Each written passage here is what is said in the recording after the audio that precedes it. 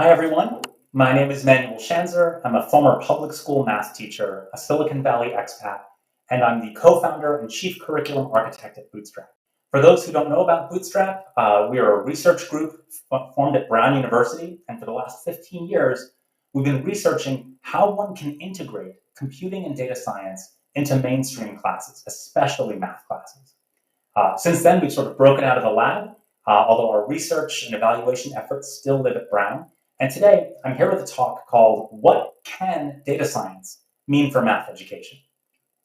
So let's jump to the next slide here. If you've been reading the headlines, the hype is that data science is this unstoppable freight train coming to K-12 schools. And this is based on two very different readings of what K-12 schools are even for. So the first one is that schools are sort of engines of employment, and that schools, like their job, is to prepare kids for the jobs of tomorrow. And in that framework, yeah, data science is a big deal. It is turning those jobs upside down. So a report from Glassdoor found that of all the jobs paying over 100K annually, data scientists had the #1 in job satisfaction of all of them. Bureau of Labor Statistics found that it's the 6th fastest growing job sector in the economy over the next 10 years.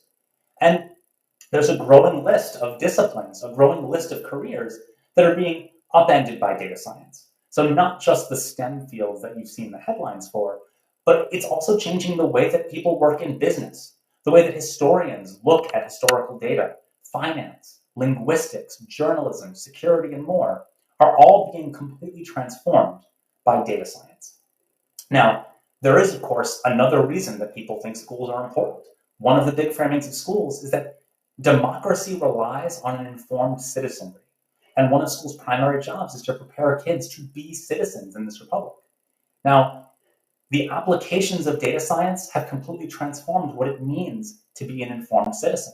Whether we're talking about redistricting and drawing district lines, public health policy, concern over deep fakes and fake news, and of course, in a world where national, state, and local policy is increasingly driven by data science, it's important that a citizen nowadays has a sense for what data science is before they go to the ballot box.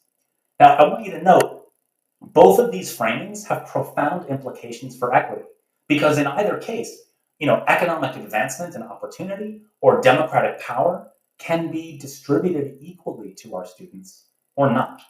So regardless of which framing you take, data science is changing things quite a bit. But what even is data science? What's the operating definition? So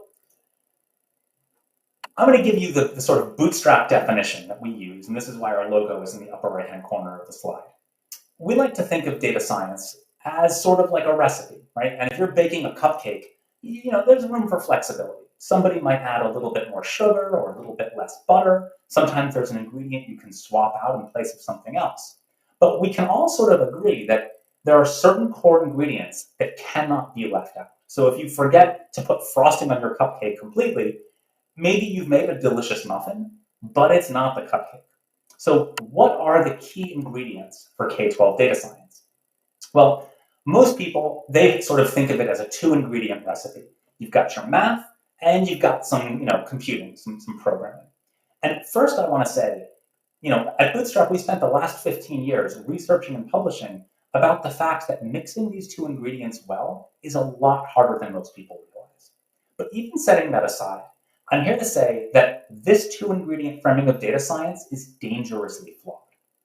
Look, if you're thinking of data science as nothing more than math and coding, well, on the math side of things, we teach kids the value of a good random sample.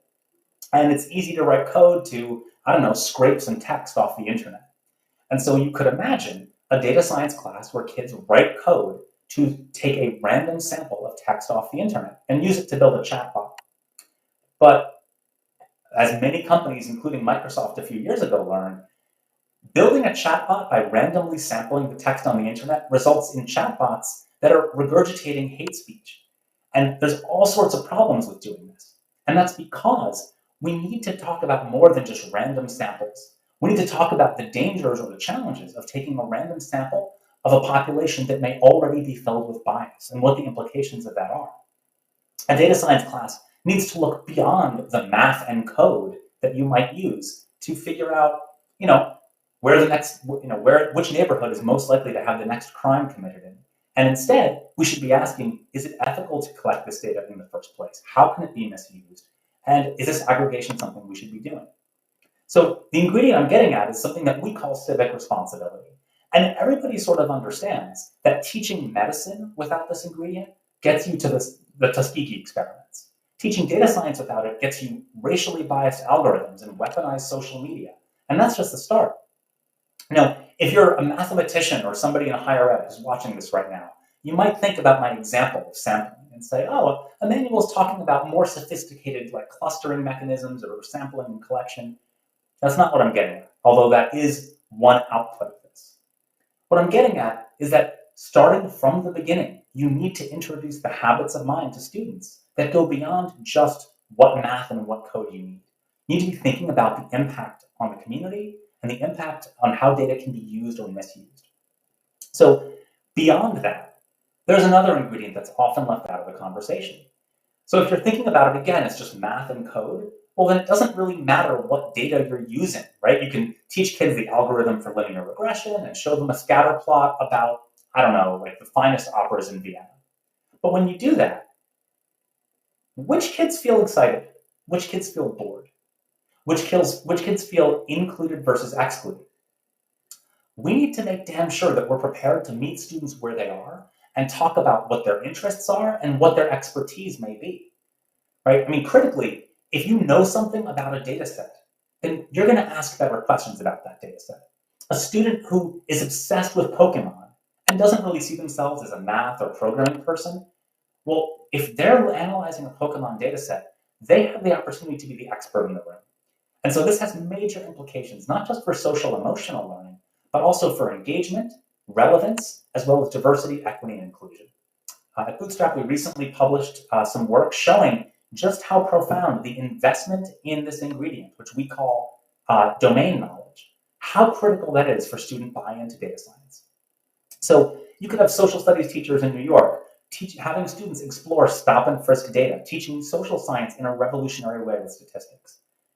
We've got some Bootstrap teachers in Arizona who already have their kids gather experimental data that's common in a science class, but now they've put it up on a scatter plot and they start modeling it to try to figure out what are some of the underlying equations, the patterns in that data. We've got students in California analyzing environmental data. Kids in phys ed class can track their free throws. Kids can track their snacking habits in health class. There's a lot of places where this plays. And I think while this is a math talk, I just want to leave with this. How is a math curriculum supposed to address all of this?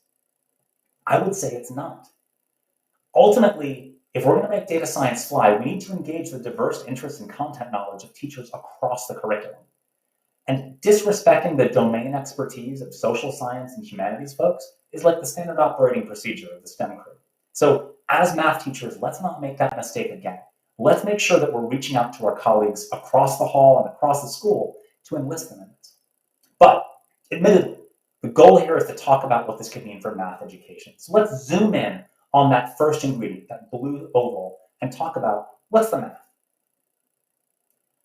So as we take a close look at this math ingredient as it applies to K-12, obviously, if you're a college professor or a professional data scientist, you know there's a lot missing from this list.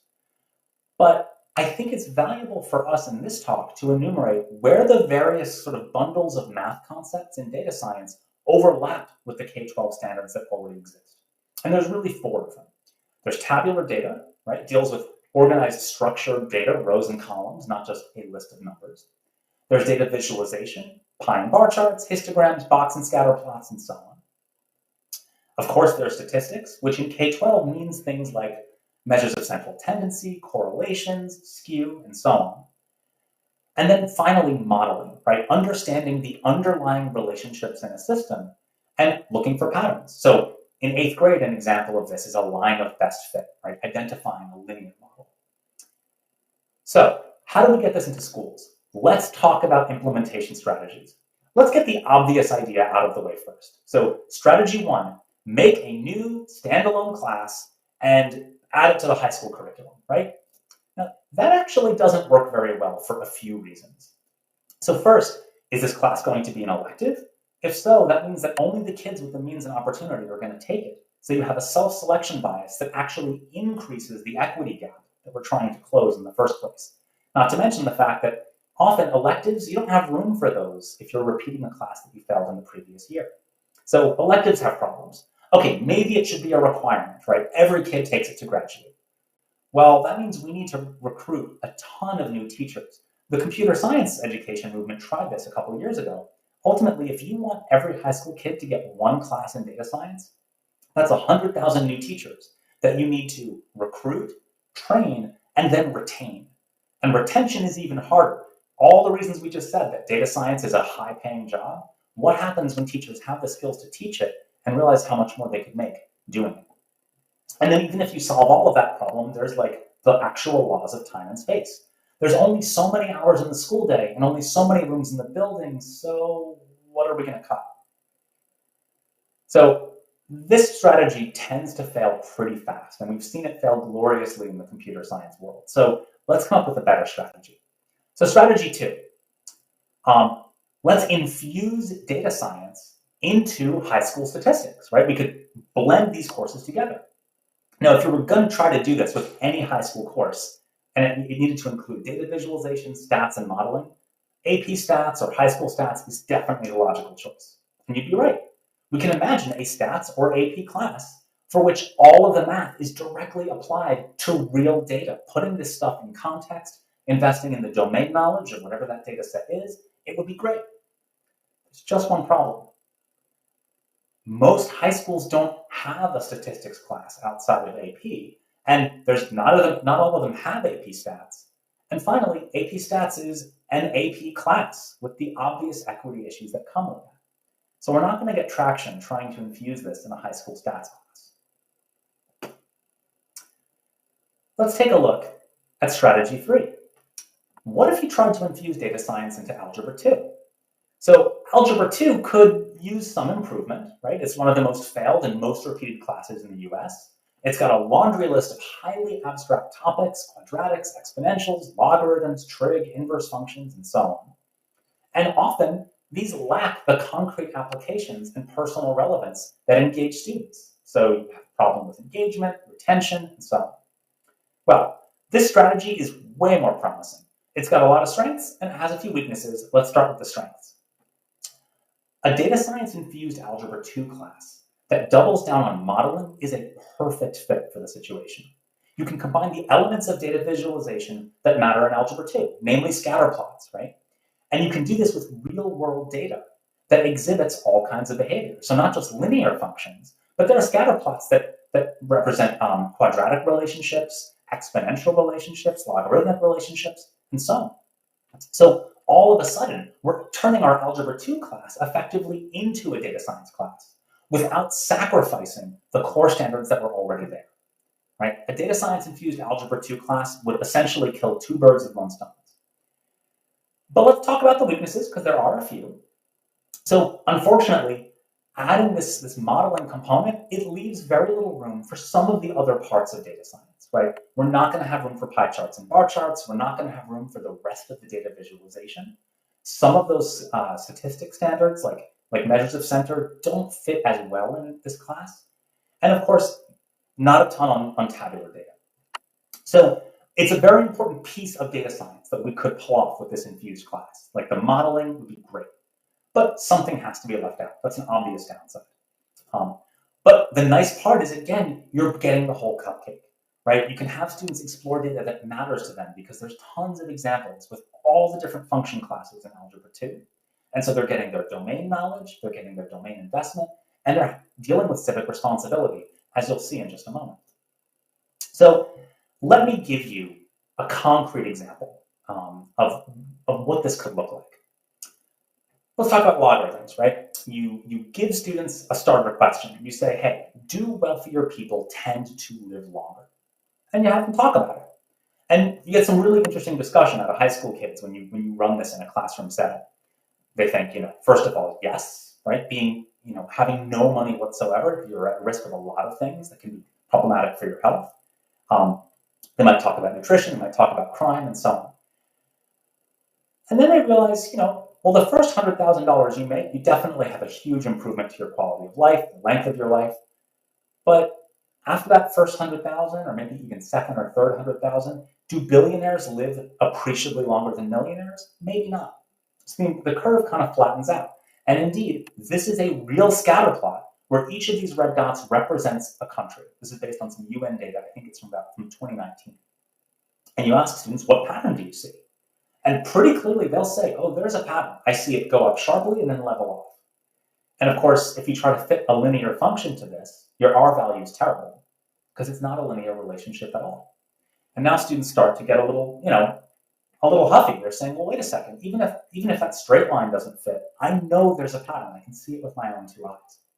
And that gives you the buy-in, where students are now, there's actually a concrete application. There's a motivating question to introduce logarithmic behavior. And you could rinse and repeat this. You could imagine, right, in a Pokemon data set, how valuable is a character's defense score? Going from 0 to 5 might be a pretty big jump, but maybe going from 20 to 25, not so much. So you can see this playing out time and time again. You could use this inquiry-based approach with quadratic relationships, maybe the fuel efficiency of a car, or trigonometric behavior, like the amount of carbon dioxide seasonally in the air. And of course, all of us literally spent the last 2 or 3 years living inside a giant exponential word problem, hearing phrases like flatten the curve. This is a natural place to introduce data science when dealing with exponential relationships and the spread of disease. So it does seem like this is where that unstoppable freight train is heading, right? Education Week is saying we got to teach data science. It's the future. It's got to be part of rigorous math prep. That sounds great. UCubed, one of the leaders in the field, is all in on data science for high school math. And then we get this interesting op-ed, and which says that modern high school math should be about data science, but not algebra 2. And this is a very different formulation. So we actually are setting aside that strategy and turning now to strategy 4, which is making this brand new class an alternative to algebra 2. So we're dusting off that first strategy, new class. And instead of trying to add it to the curriculum, we're trying to set it up in opposition to algebra 2. A kid can pick one or the other. And so we hear a lot about this strategy, right? We're not working with the standards teachers and classes that are already in every high school in America. Instead, we're pitching a totally different course and making students choose between them. Now, it's interesting that all of the major data science courses out there right now, if you look at their course offerings, they're explicitly leaving out the modeling component. And that's understandable. You can't do everything in one class. But when you leave out that modeling component for quadratic, exponential, and logarithmic and trigonometric functions, you basically lose the core of algebra 2. So without a doubt, these classes have a ton of great content and great hands-on projects. So, I think these classes are all wonderful. However, if we're focused on the math, these classes, when they drop the modeling component, essentially we're left with a middle school class. Pie and bar charts, histograms, box and scatter plots, lines of best fit, right? That's an 8th grade standard, and measures of center. And if you think that giving high school math credit to a class that has primarily middle school math standards has equity implications, you would be right. And I think this is a lot of what's caused some of the kerfuffle that we've heard, not just out of California, but nationwide, that there's a lot of anxiety coming about this strategy in particular. So a couple of equity implications. First, we are living in an epidemic of teacher shortages. Most districts don't even have enough subs, let alone a spare full-time math teacher lying around. And so the most affluent schools are really the ones that can afford to add a second, equally independent pathway. The rest of the schools have to choose between replacing algebra 2 entirely or getting left behind. And of course, if you give a class that has only middle school math, high school math credit, this creates a perverse incentive to put the struggling kids in the high school who need the most math, but they're in danger of failing or repeating. It creates an incentive to put those kids in the class with the least. Meanwhile, the quadratic, exponential, logarithmic, and trigonometric functions that are introduced in algebra 2 are absolutely critical for degrees and careers in STEM. I mean, you can't do modern physics and mechanics without looking at quadratic and exponential relationships. You can't do modeling in earth science without those periodic trigonometric functions. You can't do robotics without inverses. I mean, time and time again, people talk about these functions as if they're so abstract and they're only for mathematicians. But when the rubber meets the road, these are critical for those STEM fields. And when you think back to the equity implications of certain kids being, everyone means well, but it's a perverse incentive for those kids to be shoved into a less rigorous class that leaves out these functions. Those kids aren't going to go into those jobs. They're not even going to go into those fields of study. And since this is a decision that has to be made by a second-year high school student about what they're going to do for their third-year course, that means a kid who's essentially 15 years old who opts out of Algebra 2 into a modeling-free data science class has essentially made a permanent career decision that has lifelong applications. And finally, what about the kids who know they want to be data scientists? They know, like, they were born ready to do data science. Well, if they opt out of Algebra 2 and into a non-modeling data science class, ironically, they wind up farther behind than those who took Algebra 2. Practicing data scientists know that a huge number of the modeling of the data sets and relationships that they're modeling aren't just straight lines. And so a student who misses out on those other kinds of relationships is ill-prepared to enter the field of data science. So if you're looking for more detail on any of these, there's a blog post that we published a while back. There's a bit.ly link at the bottom. Feel free to check it out. So how did this happen? Right? How are we getting this disconnect? Because everyone has good intentions here. Everyone wants the rigorous great data science classes. I don't want to accuse anybody of trying to water stuff down because I don't think that's where anybody started. The problem is we're looking at the ceiling and how great it could be. It's easy to talk about how amazing data science could be. People who are way more famous than me and way better public speakers are already doing an amazing job painting that picture. But we're not being attentive to the floor. And if we don't talk about the floor, we run the risk of creating severely unrigorous data science classes where making a few scatter plots in Excel or Python counts as data science and gives away third-year math credit. So what is the floor? Well, I'm going to make a bold claim right now. If you're talking about high school data science, the floor is modeling. That is where it is. That's where it needs to be.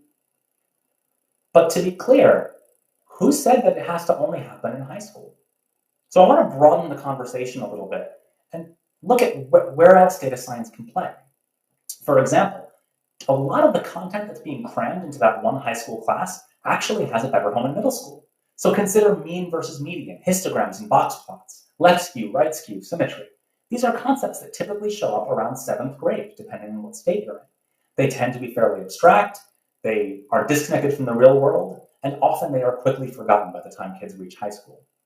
Data science can concretize all of these concepts by linking them together and putting them in a context that addresses the civic responsibility and domain knowledge ingredients of our cupcake. So here's an actual example from the Bootstrap curriculum that we do with middle school students. In 2003, the mean income of an American family was more than double the poverty line. We were winning the war on poverty. And you ask students, okay, do you agree with this news announcer? Do you buy what he's selling? And students talk about it. And when this is queued up, after students learn about mean and median, and after they see histograms, very quickly students apply what they've seen, like the previous day or even in that same class period, to this word problem. And they start to point out, well, wait a second. I know that mean is sensitive to outliers. And so when we know that income includes rich people, like let's say your Jeff Bezoses or Bill Gates of the world, this seems to be kind of misleading. And so students are applying what they've seen in a context that matters. And you can double down. You can give students an extra credit assignment. And I'll do the same for all of you watching as adults. Think of all the times in your life where someone at a staff meeting or giving a political speech has said the mean blah, blah, blah, or the median blah, blah, blah. Like, think about all the times you've seen it on the news or heard it on the radio.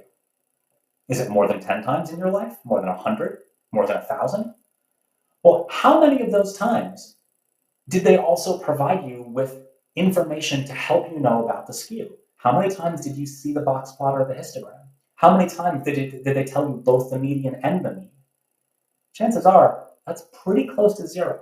And so students can do this as an extra credit project where they bring in examples from the paper over the next week or two of situations where a measure of center was used without a discussion of the shape of the data.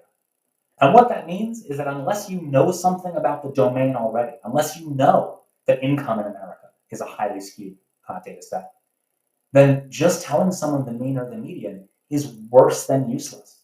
It may be unintentionally or even intentionally misleading. And that is a lesson that we're seeing our students catch on to quite a bit in middle school years. So this is just one example of how we can get at the whole cupcake, improving math instruction in middle school with data science. There's many more. So let's talk about the ceiling and the floor at multiple levels. So at elementary school, this is where students are getting into organizing and visualizing data. Elementary science classes, they introduce the idea of tables, right, recording data from an observation, and visualizations. And then we use these in scientific experiments where students are gathering and interpreting data while building on domain knowledge, whether it's growing tomatoes or looking at ladybugs in a terrarium. That's where this happens. In middle school, that's where they get more into the computing and reasoning phase. Math classes in middle school use data science, and they could use it in the example that I showed you to concretize statistical and data visualization concepts that are already in the curriculum.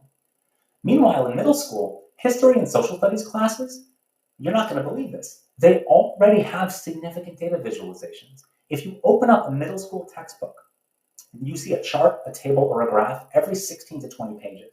In high school, it's more like every dozen pages. So there are opportunities here to enlist domains far beyond what a single math teacher can do in the service of teaching statistics and math through data science.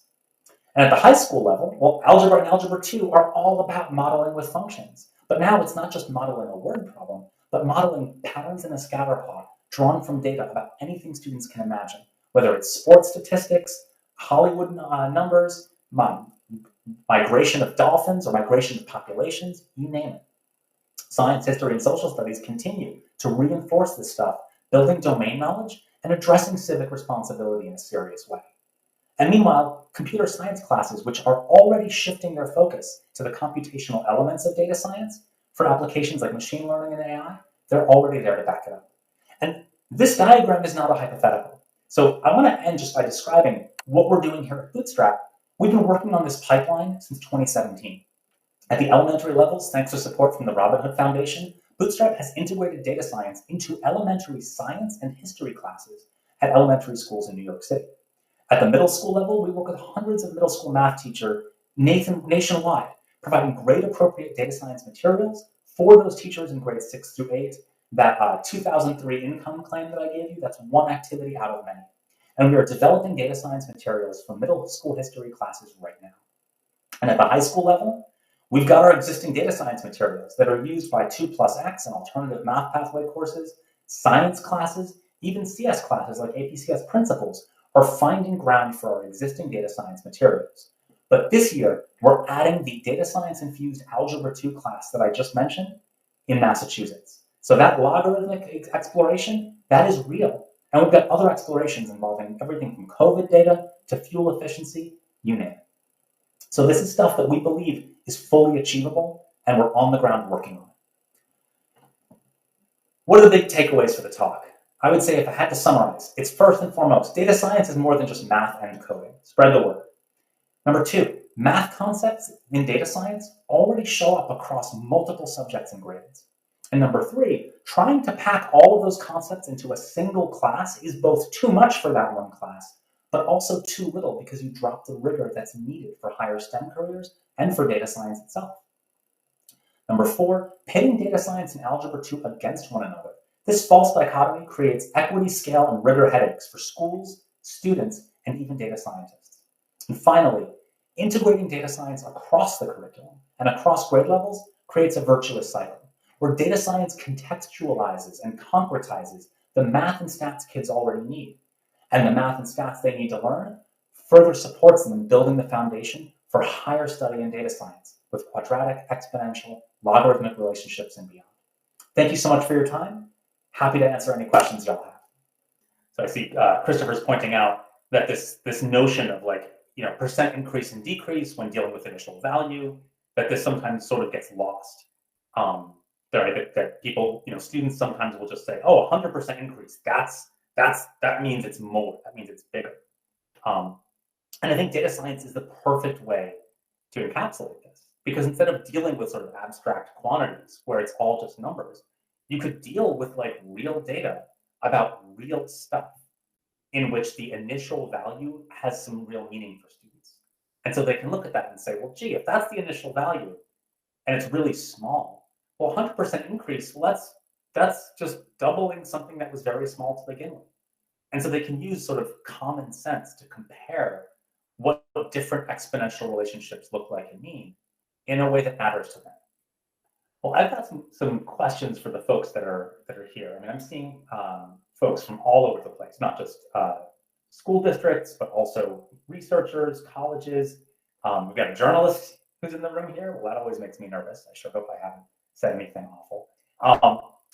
And my question is, how are you thinking about data science? Do you see this as something that's bolted on in addition to standard math, or something that should be integrated into standard math?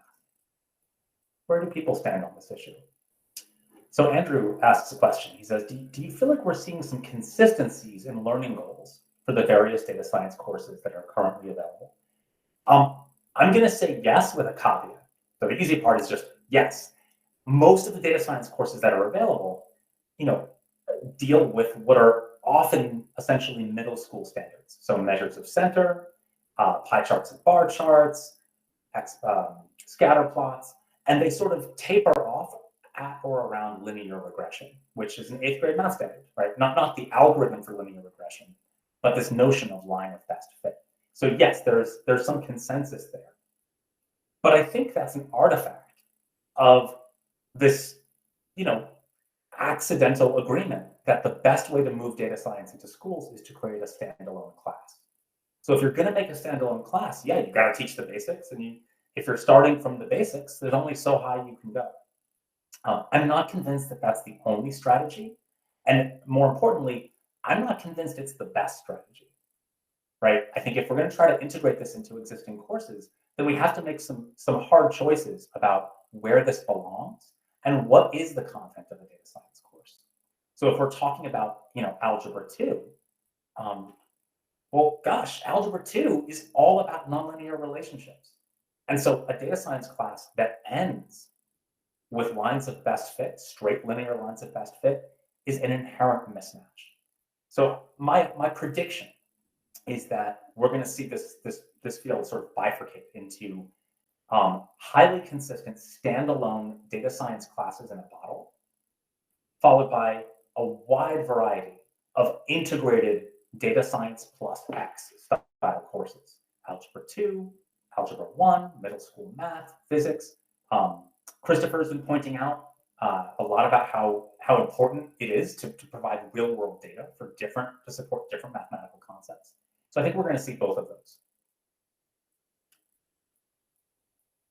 Let's see, looking at some other questions coming in here. So Brittany points out, she says, I'm an elementary math specialist. Many elementary teachers are intimidated by data and teach it in isolation. I completely agree. I think that's where the application is so important. So it could be let's take a data set involving something that's appropriate for elementary school kids. And whether there's a manipulative, right? Maybe students are counting beads or candy, or they're talking about Pokemon.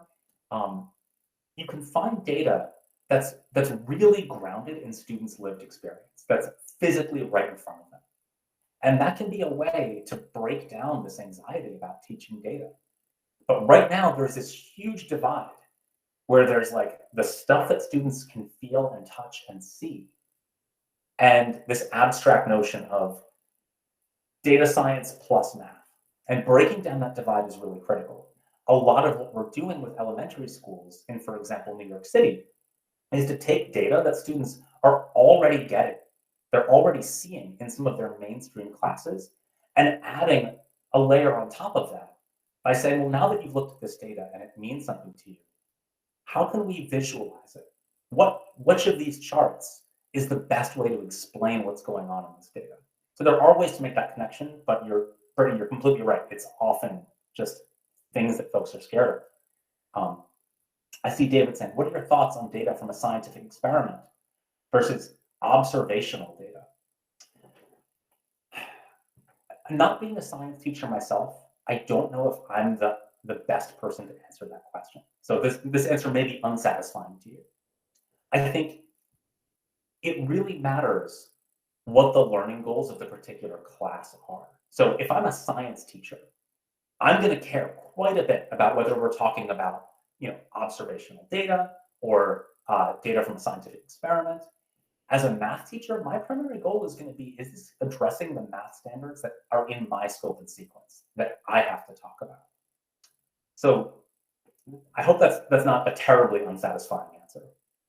Brittany, great point. Yeah, data needs to be taught in a real context instead of meaningless activities.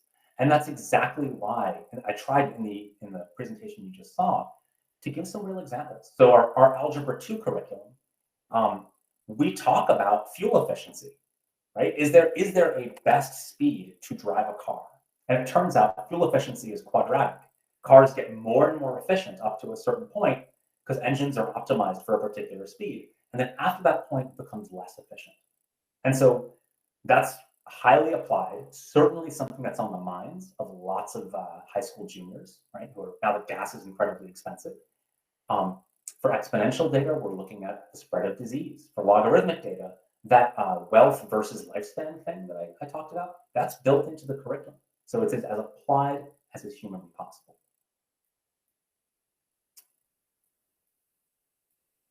Erica, I think that's fabulous, encouraging math and science teachers to work together. I want to add to that, in fact, history and social studies teachers need to be part of this conversation because they use a lot of data and they talk about dimensions that are often missed.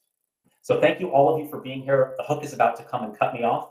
If you want to get in touch, you've got my email address, of course, and you can just Google Bootstrap World and you'll find more about what we do. Thank you so much for spending your time with me.